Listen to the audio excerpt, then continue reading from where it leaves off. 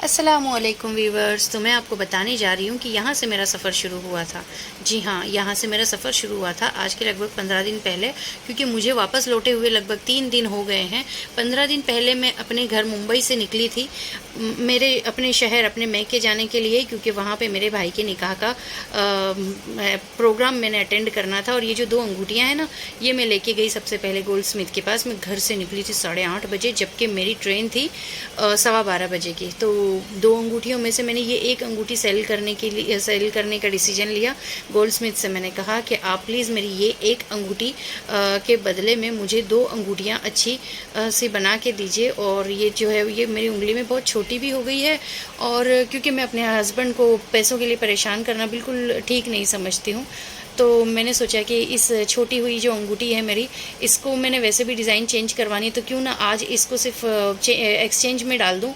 तो मैंने एक्सचेंज करवाई और अपनी दोनों भाभीयों के लिए 2 सेम टू सेम अंगूठियाँ खरीदी, और उन दोनों को अल्हम्दुलिल्लाह बहुत पसंद आई। अच्छा, ये जो ट्रेन देख रहे हैं आप, यहाँ तक मैं यूं ही नहीं पहुँची थी। पता है, अंगूठियाँ खरीदने के बाद में मैं गई थी मार्केट, बॉम्बे मार्केट में मैंने बुरखा ख़रीदा, अपने बच्चों के लिए कपड़े ख़रीदे और छोटी मोटी और शॉपिंग की। और जब यहाँ पहुँची मैं, पता है, मैंने सिर्फ 1.5 घंटे के अंदर मुलुंड से लेके बॉम्बे मतलब मस्जिद बंदर जाके शॉपिंग करके वापस आके और दादर स्टेशन से अपनी ट्रेन में रवाना होना था। अच्छा, मैं स्टेशन पे पहुँची थकी हारी, देखा तो अभी तक ट्रेन के दरवाजे ही खुले नहीं थे।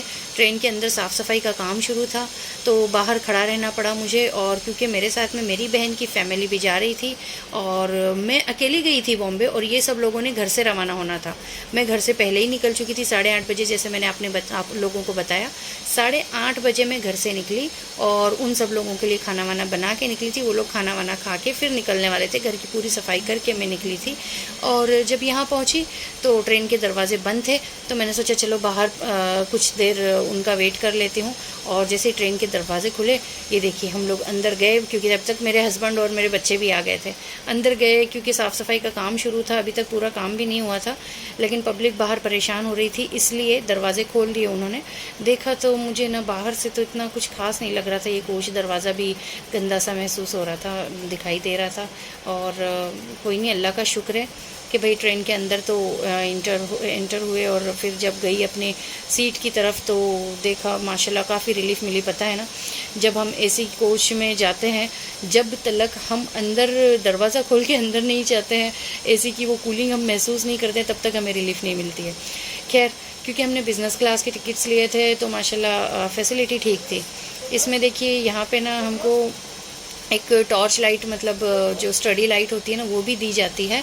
और ये देखिए, और यहाँ पे एक टेबल दिया हुआ होता है, एक खाना वाना खाने के लिए, नाश्ता वाश्ता करने के लिए। तो ये टेबल और कर्टन्स वगैरह सब माशाल्लाह परफेक्ट था, पूरा कोच बेहतरीन था। तो हम लोगों ने एक साइड की सीट खोल ली थी और फिर बैठे थे आराम से। सोचा अब दूसरे साइड की सीट बाद में खोली जाए, क्योंकि क्यों ना थोड़ी देर रेस्ट कर लिया जाए।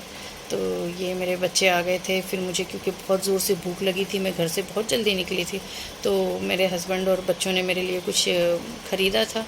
तो यही सब हम लोगों ने एक डिस्पोज़ल में अरेंज किया, और उन्होंने मुझे सरप्राइज़ किया कि ये लो हम आपके लिए ये लाए हैं। खैर कोई नहीं, अल्लाह का शुक्र है, जो भी है, भूख के मारे तो बस जान निकली जा रही थी। तो कुछ मैंने ब्राउनीज़ खाई और कुछ चॉकलेट्स खाए, और कुछ मतलब कुछ था खट्टा मीठा कुछ खाने का, जो मैं खाने के बाद में मैंने याद आया कि अपनी व्यूवर्स को वीडियो तो बना के दिखा दूँ। तो मैंने वीडियो बनाई, और ब्राउनीज़ मुझे बहुत पसंद आई। वाकई में ब्राउनीज़ वाकई में बहुत टेस्टी थी। ये जो है ना, बाहर से जैसी दिख रही है ना, अंदर से बहुत क्रीमी है। तो ये खाने के बाद में थोड़ा रिलीफ मिली मुझे, भूख में राहत मिल गई थी। हाँ खैर, अब कुछ पेट में कुछ गया तो सुकून मिला। फिर सोचा कि अब क्यों ना सो जाएं, थोड़ा रेस्ट कर लें। भाग दौड़ से बहुत परेशान हो गई थी, 3 घंटे में इतना दौड़ी हूँ जितना पूरा दिन में नहीं दौड़ा जाता। पता है, मैंने कहीं भी है ना किसी भी टैक्सी या रिक्शा का वो नहीं किया था बॉम्बे में मार्केटिंग करते वक्त। लेकिन आखिर में जब मैं पूरी तरह थक चुकी थी तो मैंने टैक्सी की और मस्जिद बंदर स्टेशन तक जाकर फिर वहाँ से मैं दादर पहुँची ट्रेन के ज़रिए।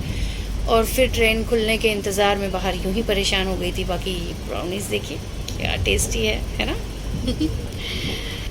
बस ब्राउनीज़ खा के हम लोग सो गए थे और फिर जैसे ही उठी तो माशाल्लाह गरम गरम चाय मेरे मुंह के सामने रखी थी, जो मेरे बड़े बेटा ने ख़रीद के और मेरे लिए सजा रखी थी पहले से कि अम्मी उठो चाय का वक्त हो गया। वैसे मैं चाय नहीं पीती हूँ कभी, लेकिन उसने ले ली मेरे लिए बड़े शौक़ से, क्योंकि सब सोए हुए थे तो उसने सोचा चलो अम्मी को उठा के अम्मी को चाय पिलाते हैं। उसको अच्छी लगी थी तो उसने मुझे भी पिला दी।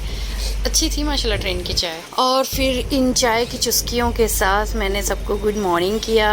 ये ना ये ऐसा सफ़र मुझे बहुत पसंद है माशाल्लाह। बहुत कम बार ऐसा मौका मिलता है कि हम दोनों हस्बैंड वाइफ होते हैं और हमारे साथ हमारे दोनों बच्चे होते हैं। क्योंकि ना मैं थकी हारी थी बहुत, तो मुझे नींद जल्दी आ गई थी और सुबह बच्चों ने जल्दी उठा दिया कि नहीं अम्मी सफ़र के मज़े लेने हैं, हम लोगों को आपस में बातें करनी है और एक दूसरे के साथ वक्त बिताना है। तो मुझे भी इन चीज़ों का शौक़ है, तो मैं भी उठ गई थी जल्दी और बस चाय पीते पीते खूब हंसी मजाक की, खूब बातें की हम लोगों ने। और ये चीज़ हाँ तो बहुत मज़े किए और कुछ इसी तरह इंजॉय किया हमने माशाल्लाह पूरे सफ़र को।